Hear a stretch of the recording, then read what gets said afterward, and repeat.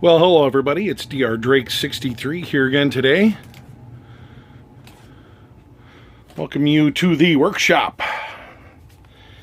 And what we have at the workshop today is the Remington 7600 pump at the end of hunting season. So we've had 2 hunting trips with this. The last one is the reason that we're going to pretty much have to take this whole thing down today. You can kind of see what's going on there. We were unfortunately involved in a wet, slushy hunting trip in Minnesota this last weekend, and I don't know how well you guys can see the rust on this. I'll illuminate a little bit, probably better with some still pictures. But if you look closely, you can see where it started.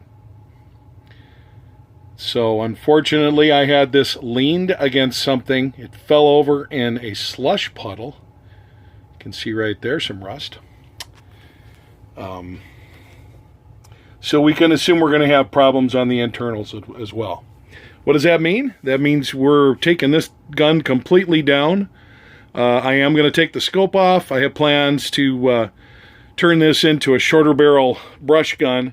And don't know about the use of a scope point forward, but it served me well this year, taking 3 deer total. It's a pretty good bet that when you mixed the metal of a barrel with 30 degrees, rain, snow mix, that you're putting the gun through a lot. I'm not disappointed that this gun rusted, not in the least. Just glad I got on it right away, and again, that's one reason I prefer some of the modern Cerakote type coatings. So the first thing we did is take that scope off. Just a real quick word about this scope. I have had this, it's a Vortex Diamondback 2x7, and this was something that I want to say I paid less than $200 for, and that has worked equally well for me with an AR platform coyote hunting a couple of years ago, and this year with muleys in Montana. So kudos to this scope. I'm not a guy that likes to dial it up a lot. 2x7 is perfect for most of my uses, and we'll leave that at that. Now to the gun. I'm going to go ahead and take this Picatinny rail off, because if I drop this in slush, I'm sure we're going to find some rust under that. Let's see. Wouldn't you know, it's the only part that doesn't have some kind of issue going on with it. That's what a little dab of grease will do you when you start. So next thing we're going to do here is to take this 4-end screw off and disassemble the rifle, and we'll show you some of the parts a lot of guys don't like to get into, and it's really not that big a deal, and it's going to be necessary after me riding this thing so hard and putting it to bed wet. Okay, not too big a deal. You loosen this screw that goes in the end of that tube right there, and wood pops right off. And what we're going to do next is we're going to use, you can use either a spanner wrench. I like to use, I've got a punch that fits perfectly on that. And we're going to unscrew this thing. And it's righty tighty, lefty loosey. So let's see how we do. Okay, you really don't want to do this just on one side of these holes here. Okay, you need to put this all the way through till it comes out the other side, and then being careful not to torque on it so hard that you damage the rail. But it's pretty basic. Once you have it open, and it's easy to do by hand, then you're able to loosen this. Now you're able to just easily get in and loosen this up. And this tube holds your pump action on. We're going to show you where the O-ring, which is probably the part that will fail you someday, is. That's the easy part. I've done that already. So as we loosen this up, you'll notice this also holds this piece, which holds the barrel in place. So you're not unscrewing the barrel itself, but you're unscrewing the part that it attaches to.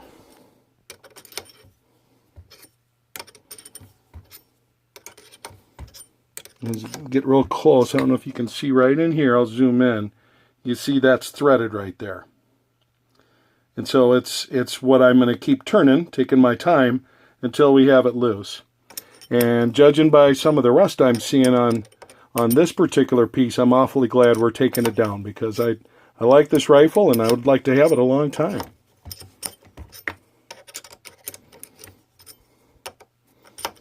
Right about now, you're wishing I'd fast forward, aren't you? It's a good thing to do if you get a cup of coffee or while you're maybe baking a potato for an hour. It's obviously, understandably, going to be a long thread going in here, because this has to hold a barrel in place. It has to hold your action. So this has to be a reliable part on the gun. When you're done here, you'll see that this whole piece comes off. This bracket, which holds both your bolt group, which you can see right here. I'm going to take that on a second. It holds your rail. This is the sliding part that goes up and down this tube, so that when you advance the next projectile or cock it, this tube is going up in the end of this, and at the end of this, there's a little grommet. I'm not going to take it out now. That goes around. It's a little rubber O-ring, and when that thing goes bad, all of a sudden you've got a real rattle trap. But it's easy to fix. Take note of, when you take it apart, this is probably one of the weakest links of the gun. I'm not going to lie to you, I don't like it. This is your dust cover. Covers your action. It's made out of plastic. And when you reassemble, you need to have it kind of laid in there. Okay. And here's your action. Okay. Now, I don't think I'm going to take the trigger group apart. I don't believe that part was affected.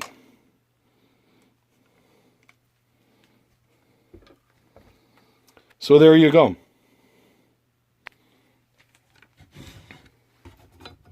And you can see right here, all I'm doing is just very carefully sliding this back. I promised I'd show you that O-ring that can fail, and there it is. You can see it right there. A little piece of rubber, cost about $4.95. And when that thing breaks down, which it will if it gets old or unlubricated, it's going to pop off the end. As you can see, it slides right in here. And instead of a nice smooth chink, it's going to be clank, clank, and clank. You'll know when it happens, believe me. But that part just simply slides right down in here. It's something that anybody can do with a minimum of tools. I think I showed you that all I've used on this for disassembly has been this screwdriver and one of these punches, which I basically used as a spanner wrench, and that's it. Now, if we get into taking down the trigger assembly and other stuff, yeah, I might need some more stuff, but that's it. It's about as simple as you can get. And we'll talk about that bolt next. The bolt itself is a rotating bolt that has a simple cam in it. So as it advances forward, it rotates and locks up. You can see the locking lugs here, here, here, and then on the other side. Okay, so basically come in contact with the firing pin assembly. It's going to drive the pin that you see right there forward. And voila.